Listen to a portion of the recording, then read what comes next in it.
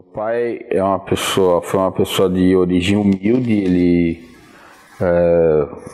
foi criado, nasceu em Jaú, mas foi criado, a família, ele já bem criança veio para São Paulo, vieram para São Paulo. E mais ou menos com 12, 13 anos, meu avô colocou meu pai para trabalhar em oficina, porque já tinha um primo dele que era pintor, e daí o meu avô conversou com ele e falou: eu quero ser pintor, não queria ser mecânico. E juntando com a habilidade que ele tinha para construir os aviões dele, ele era o modelo que ele praticava desde a década de 50, que daí sim ele tinha que pegar a planta, reduzir e fazer o próprio avião, construindo as peças e tudo mais. Então essa habilidade artesanal dele, ele transferiu para a pintura quando ele passou a ser pintor. E foi quando ele mesmo, trabalhando em oficina de funilaria e pintura, ele construiu um carro de corrida com o sócio dele, que é o Rubens Chiodi, que é amigo meu até hoje. E eles fizeram o carro e começaram a competir justamente no momento que o automobilismo no Brasil estava fervendo, por causa do Emerson Fittipaldi, que foi um piloto que estava na Fórmula 1 já da era de 50 anos para cá e aquela coisa toda. E eles correram um tempo e daí meu pai resolveu sair da sociedade na oficina de funilaria e pintura e ficou na área de comércio de veículos. Foi quando eu comecei a trabalhar com ele, em 73 mais ou menos. A pintura, quando a gente fez a sociedade, era comandada por ele, sempre por ele. E a parte de lata, de funilaria, era comigo. E ele que fazia a parte artística da coisa. Ele pintava os carros que a gente fazia, que eram avariados, e aparecia também algum carro que queria alguma coisa diferente. Aí ele criava e pintava, mas era a criação dele. A pessoa às vezes tem o dom, né? Mas não sabe. E o meu pai, daí, quando pintou para o Emerson, e ele gostou e falou para o meu pai: põe aqui, Painted by Cid Brasil, né? E daí meu pai escreveu no capacete do Emerson Fittipaldi que ele tinha pintado. E a ideia do Brasil foi do Emerson também, porque para não pensarem que o Cid era de fora do país. Meu avô, eu lembro de engraçado dele, como ele fazia layout na mão, essas coisas e tal. Quando começou a entrar computador, essas coisas, ele desenhava a lápis na tela do computador pra gente fazer layout. Era muito engraçado. Tipo, você pegava assim a tela do computador toda rabiscada a lápis, porque ele fazia o desenho ali e aí era pra gente passar o layout, sabe? Muita coisa de gente arcaica mesmo, assim, tecnologia pra ele não existia, sabe? A gente pintava e de repente apareceu um cara lá e falou assim: ô Cid, pinta meu capacete aí. E meu pai olhou assim e falou: que pintar capacete, pô, o cara não tem o que fazer, né? Vai pintar o capacete. Daí ficou: tá, deixa aí então, né? Um cara do Rio. Daí o capacete ficou lá e nada do meu pai fazer, né? E o cara lá: Cid, cadê meu capacete? Pô, faz aí, faz aí. Aí uma hora meu pai pegou e fez uma pintura lá no capacete do cara, tal, ficou legal. E daí entregou pro cara e cobrou assim um valor, e na cabeça do meu pai, não com maldade nenhuma. Ele falou: eu vou cobrar bastante, que é para esse cara não voltar mais aqui para inventar esse negócio de pintar capacete.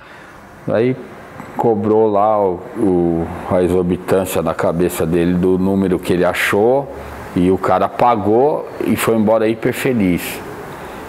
E no outro dia o cara voltou com um amigo e falou: ó, ele também quer pintar. Daí meu pai falou: peraí, se eu cobro quase o que eu cobro um carro para pintar um capacete, e o cara gostou e já trouxe outro, então já nesses termos já é vantagem. O capacete veio bem depois dessa fase da oficina, né? Antes disso teve mais outras coisas, né? Teve loja de automóvel, tudo, mas sempre a oficina junto. Essa história começou antes do Ayrton, tá? Começou com o Emerson, na verdade, mas foi o Ayrton que, vamos dizer, que deixou muito mais famoso o trabalho do Cid e o trabalho do Alan. Tá? Tanto que eles são as únicas pessoas no mundo autorizadas pelo Instituto Ayrton Senna a fazer as réplicas dos capacetes do Ayrton. O Ayrton deixou o capacete para o Cid e pediu para ele pintar só das cores, amarelo, verde e azul, por causa que ele ia correr no Mundial, essas coisas. Mas foi muito em cima da hora, claro. A pintura do Ayrton tem a coisa do olhar, né? A pintura do Ayrton sai dos olhos dele. Ela é uma extensão do olhar, como se saísse para trás, né? Até, apesar dela ser dura, paradinha assim, ela tem uma aerodinâmica, ela vem dos olhos, né? Tem muita expressão, porque o Ayrton, quando estava guiando, ele guiava assim meio, olhando meio aqui, com o foco dele na frente, né? E saía a pintura para cá. Quando chegava na curva, o Ayrton, ele inclinava bem a cabeça, assim, a pintura transmitia vibrações. Inclusive, o que a gente gosta de dizer, e era uma frase do próprio Cid, né? Ele falava, o amarelo do Ayrton. Né? Ele personificava a cor do amarelo no Ayrton, né? Porque isso criou uma identificação que hoje são raras as pessoas, sejam elas que tenham visto o Ayrton correr ou não, elas, ao ver o capacete, elas sabem que é o Ayrton Senna, elas sabem, é Senna, né? É o Senna, né? Que as pessoas falam, porque esta identificação traduz o que o Ayrton era, né? O que ele era nas pistas, é uma simbologia dele, né? E a pintura, por incrível que pareça, casou muito com ele, e ele sentiu isso também, né? E a vibração da pintura, aquela coisa do verde e amarelo, mas sem ser verde com detalhe amarelo.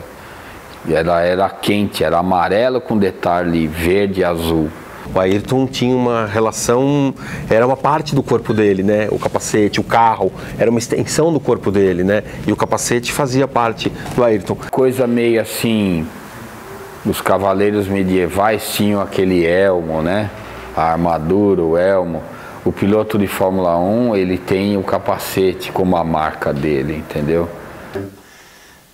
Sid painted Ayrton's helmet, and every fan of Senna knew about Sid. It was written on the side of the helmet, painted by Sid in Brazil, and it was a beautiful thing. O meu avô tinha um negócio muito sinistro, assim, que a pessoa às vezes fala que até eu tenho, assim. O capacete do Ayrton Senna a gente faz em massa, assim. Montam, é trabalho artesanal, realmente, e tal. Mas meu avô tinha um olho clínico, tipo, ele olhava aqui, ó, esse nacional tá 1 milímetro mais alto do lado esquerdo do que do lado direito. Essas coisas eu lembro, assim, de chegar coisa pronta e ele ver um errinho, voltar pra produção, começar tudo de novo, tal, pra sair impecável o serviço. Qualquer pintura dessa aqui que ele fez, ou que ele elaborou, tem uma história por trás, entendeu? Ele nunca desenhou, eu acho que ele nunca desenhou, pelo menos pra mim sempre foi assim, ele nunca desenhou uma faixinha sem ter uma justificativa para ser daquele jeito ou alguma razão para aquilo lá ser daquele jeito, entendeu? Meu avô era meio Zé Graça, assim. Ele...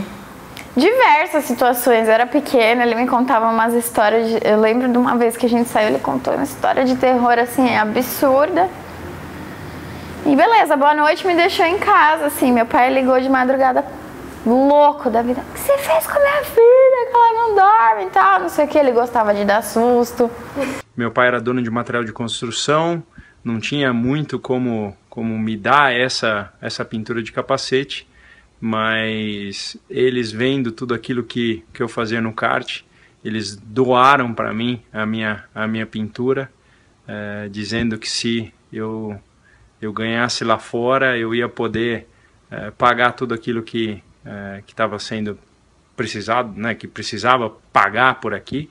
Então, isso é um carinho muito, muito grande que eu vou carregar para minha vida inteira. Eu chorei muito quando ele morreu, né? Eu não aguentei o impacto, né? Chorei porque você não espera isso, né? E uma pessoa que você gosta, mas paciência, né? Ah, sei lá, eu sinto falta de tudo, do jeitinho dele. Eu podia chegar nele, ninguém tinha isso, mas eu fazer carinho nele, sabe? Ele não dava essa liberdade pra ninguém. E ele não era carinhoso, tão carinhoso quanto ele era, assim, comigo. E é isso, pelo amor de Deus. Eu vou morrer aqui. Tem artista e tem gente que estuda pra aprender alguma coisa. E o Cid era pura arte, era dele, era natural dele.